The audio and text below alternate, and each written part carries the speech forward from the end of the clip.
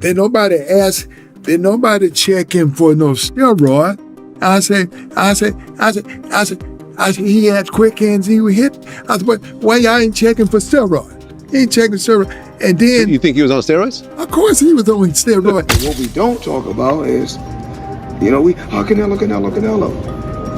Steroids. One way responsible for the performance-enhancing drugs that are being used by fighters that fought in his gym. Specifically, off the top of my head, you have Canelo Alvarez. Canelo Alvarez had popped for clenbuterol. Evander Holyfield, a legendary boxer, has publicly accused Canelo Alvarez of possibly using steroids. As tensions rise prior to the Canelo versus Terence Crawford bout, Holyfield's audacious comments sparked a flurry of debate and conjecture among boxing fans. Greatest Mexican boxing fights of all time, in my opinion. Yeah. So I feel like I'm 100% confident in myself.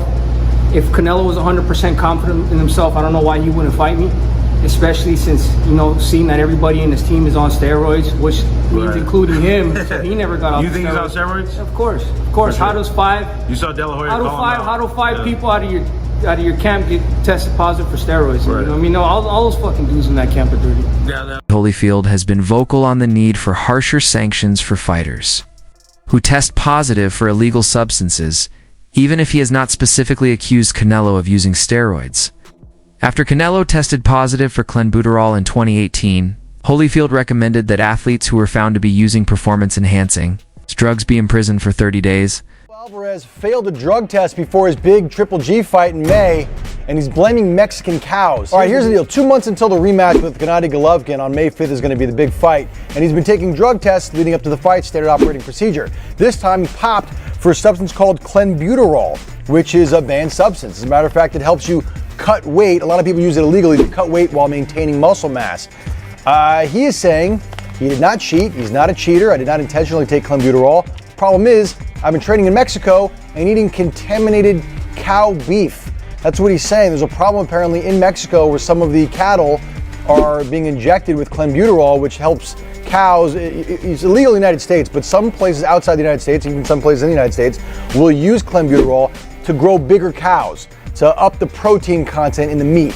And he's saying that what he had was contaminated meat because his training center is in Mexico and there's a problem with Mexican meat down there. He even issued a statement saying, quote, "I'm an athlete who respects the sport, and this surprises me and bothers me because it had never happened to me. I will submit to all the tests that require me to clarify this embarrassing situation, and I trust in the end the truth will prevail." So far, the fight with Gennady Golovkin is still on. He's still dead set on making that fight. Floyd Mayweather has publicly chastised the boxing world for what he sees as a double standard when it comes to Canelo Alvarez's use of steroids.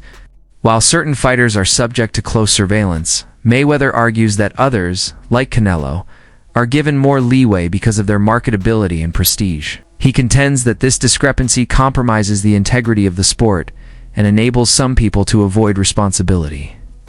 Ped use, according to Mayweather, is not only considered cheating, but also has serious health hazards, endangering the legitimacy of the sport. What we don't talk about is, Canelo. Steroids. They don't talk about that. So we don't know. We really don't know all the fighters he beat. He could have been not clean in a lot of fights. Canelo, and the list goes on and on about athletes that's been cheating. Been accused of cheating or been proven? No, been proven too. It's been proven. This been proven. Yeah. Oh, with Canelo. Oh shit, I didn't know. This been proven. Lance Armstrong. Okay. And then Canelo talking about it was the steak that it was the meat that he was eating. So okay, now you eating. I guess you're eating steroid cows. Man, these boys kill me. David Benavidez has accused Alvarez and his crew of utilizing steroids in public.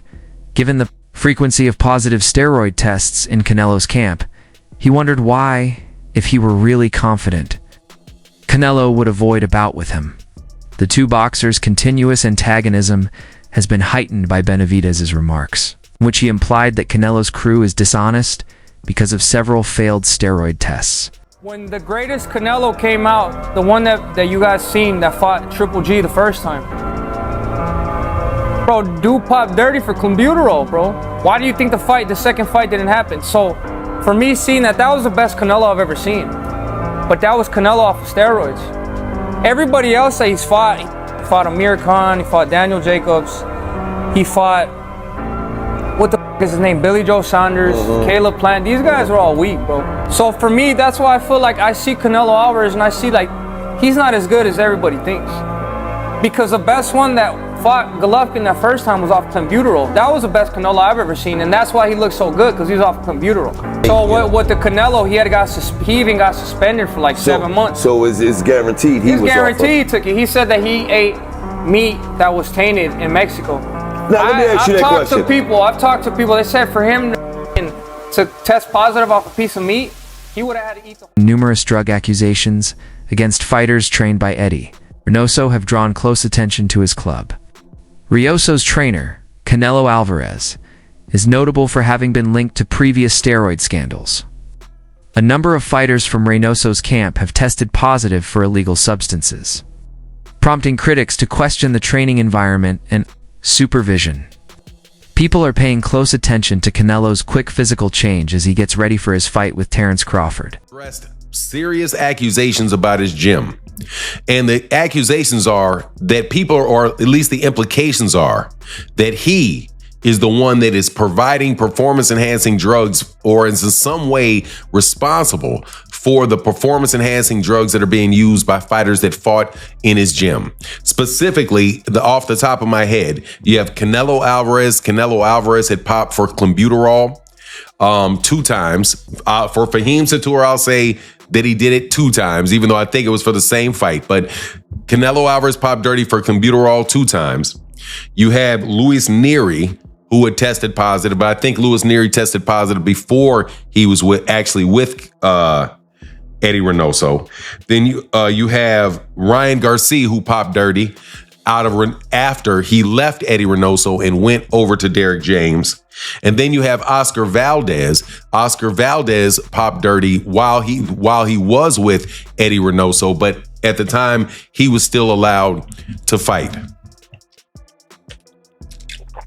You also clearly see that you have an issue with the fight that's coming up with Canelo Alvarez and Terence Crawford, in that you have one guy that tested positive and you have another guy that looks like he's using in order to get up and continue to climb up weight classes.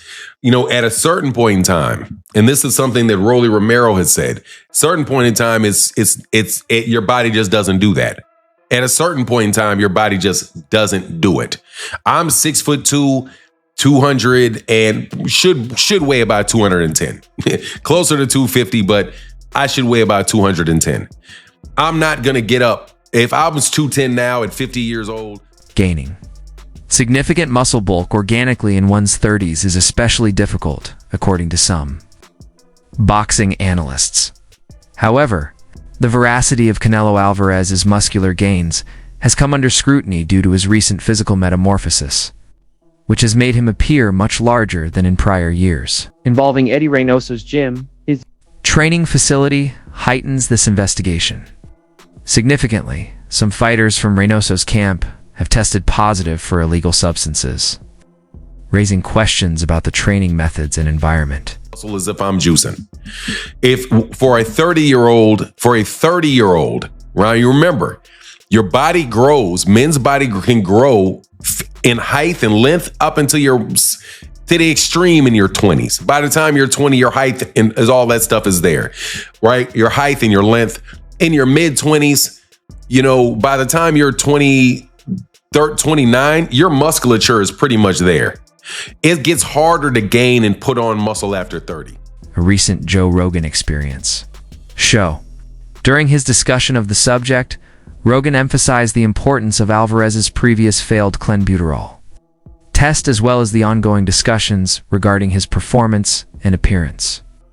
He stressed the value of openness and the necessity for athletes to preserve the sport's purity. As Alvarez gets ready for his bout against Crawford, the conversation fueled further rumors. Canelo Alvarez's new drug accusations ahead of his bout with Terence Crawford have not come as a huge surprise to many boxing fans. Some supporters believe that Canelo's recent charges are in line with his past actions because of his history with performance-enhancing drugs, which includes a suspension for testing positive for clenbuterol. What up, everybody? It's your boy MC from MCTV. I wouldn't be surprised if Canelo Alvarez is on steroids right now as we speak and is going to be fully juiced with something that hasn't even hit the market yet. Think about it. He's pretty much a billionaire. He has access to every... Holyfield has voiced his profound respect for Terence Crawford's extraordinary boxing skills, especially his amazing strength and adaptability. Crawford's ability to switch between orthodox and southpaw stances with ease, making his movements unexpected and difficult for opponents to predict, was noted by Holyfield. He compared this flexibility to life's need for constant adaptation, highlighting how it drives opponents to modify their tactics throughout the conflict. Crawford's distinct style and quick reflexes, which Holyfield feels make him a strong and prepared opponent, are highlighted by his appreciation. Going left-handed and right-handed, how do you deal with someone like that? Well, I don't know. Did nobody switch up on me a lot, so it's hard for me to say. But I know life is about adjustment. You have to make adjustment. To be successful, adjustment is always going to be the difference between how far you gonna go. And this is the last one because I just thought of something. Obviously, Fury Usyk, a lot of people are talking about for undisputed. You were a smaller guy and you almost beat. A lot of people thought you beat Nikolai Valuev, who's even taller. Even taller than Tyson Fury. How does the small guy Usyk defeat a tall guy like Tyson Fury? Brian Bomac McIntyre. Terence Crawford's longtime trainer has stated that he is completely confident in their approach. McIntyre highlights how thorough their preparation has been. Although he respects Canelo's skill, he thinks Crawford's flexibility and strategy will be crucial in overcoming the difficulties presented by a naturally bigger opponent. I'm confident that he's going to get the victory. Second of all, I'm just happy for him and the team. So the world can see once again why he considered the best pound-for-pound fighter in the world.